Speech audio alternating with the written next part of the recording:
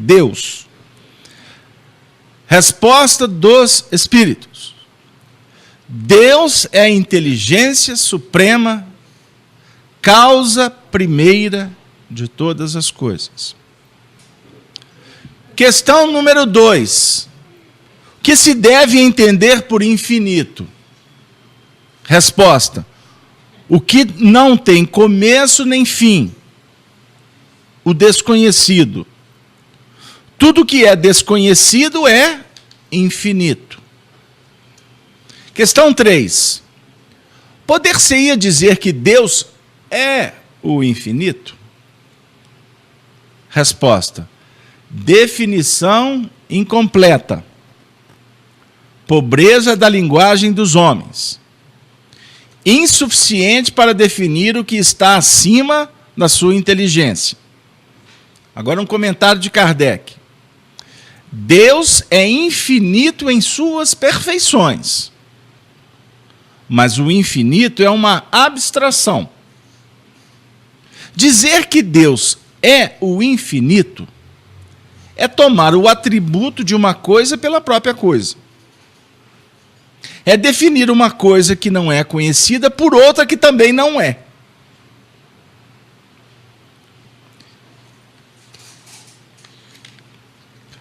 O objetivo da doutrina espírita não é estudar Deus. Não é. O objetivo da doutrina espírita é estudar o Espírito. Porque estudar Deus, como Allan Kardec nos alerta, é entrar num labirinto que a gente vai se enrolar e não vamos conseguir nem saber sair.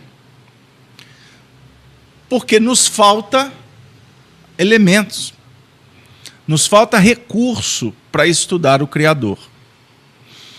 Por isso que a pergunta primeira é: o que é Deus? Depois Kardec já entra na questão do infinito. O que é o infinito? O que se deve entender por infinito? É o que não tem princípio nem fim. Portanto, é o desconhecido. Aí mais à frente ele vem tentar associar o infinito com Deus. Isso é para tentar elaborar. Vocês imaginem um educador tentando elaborar questões pertinentes ao que não dominamos. Nós estamos longe de entender. Aí os espíritos, não, espera aí. O infinito é um atributo da própria natureza.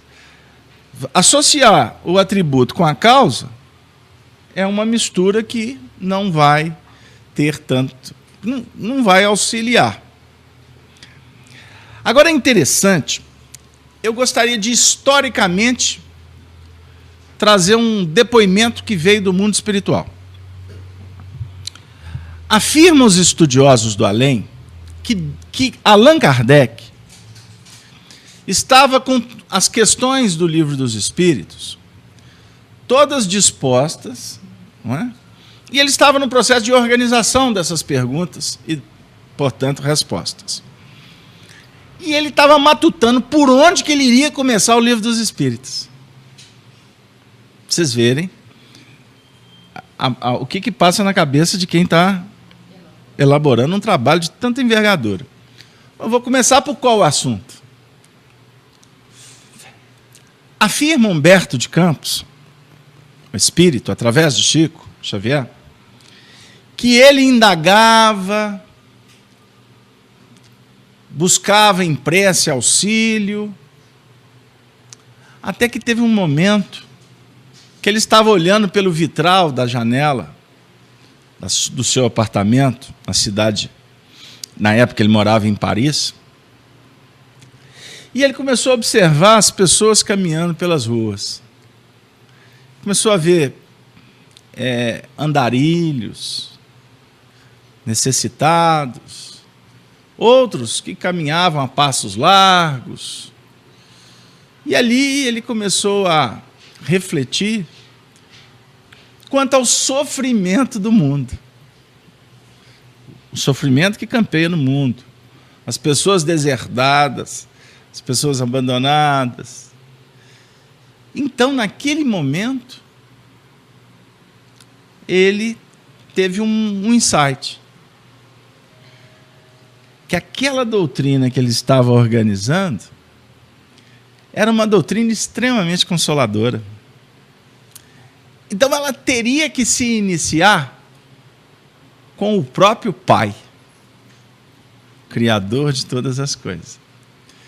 E é muito interessante, esse dado a gente não tem, mas se a gente vai, por exemplo, no livro Gênesis de Moisés, o primeiro versículo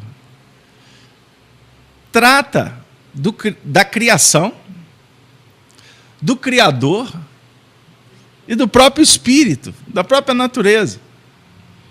Moisés deixou registrado: e disse Deus, haja luz. E a luz foi feita. E viu Deus que a luz era boa. E dividiu a luz das trevas. Olha que interessante.